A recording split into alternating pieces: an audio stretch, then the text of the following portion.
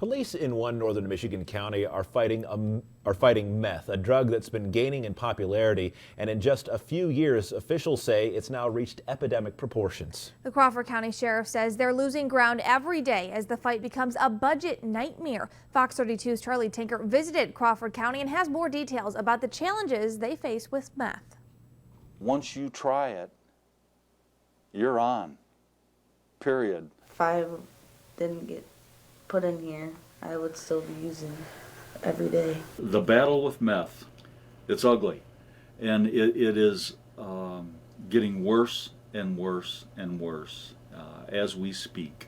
Methamphetamine hydrochloride, otherwise known as crystal meth. It's a lab-made drug that produces a euphoric, energetic feeling that lasts for days. It's highly illegal, highly dangerous, and highly addictive. The survival is not food or shelter or safety. Survival is drugs. The chemical goes into that #1 spot where that drug becomes more important than life itself. It just grabbed a hold of me and I couldn't get off it.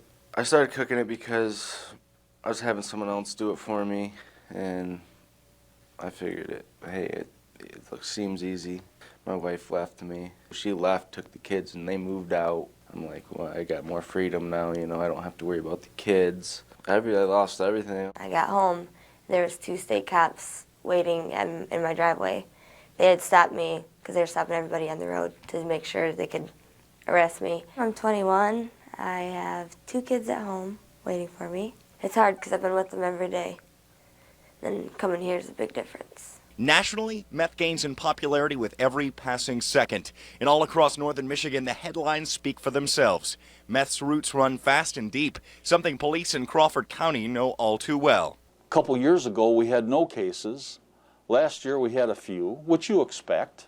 Now it's off the hook. The county's isolation seems to make it the ideal place to cook meth. In the last year, our meth cases have doubled. I mean, we've had over 47 meth labs.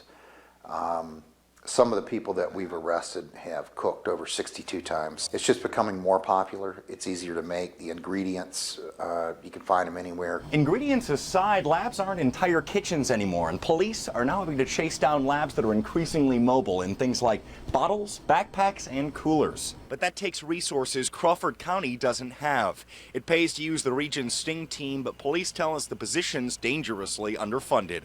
For that reason, the county's drug enforcement falls mainly to uniformed sheriff's deputies, making progress slow and difficult. You put the uniform on, it's a neon sign.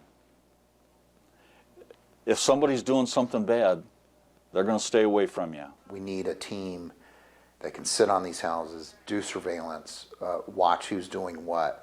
Without that, it's just hit or miss. For every meth criminal in Crawford's jail, dozens more continue to cook in secret. We're losing ground every day. To dedicate the time just to chasing down a meth tip, it is very hard for a road officer to do that. It takes money to put a team on the street, but it's more than that. Meth operations leave big, dangerous messes behind, and the cleanup produces an even bigger strain. The hazardous waste that goes along with it, it has to be cleaned up. I have to call somebody.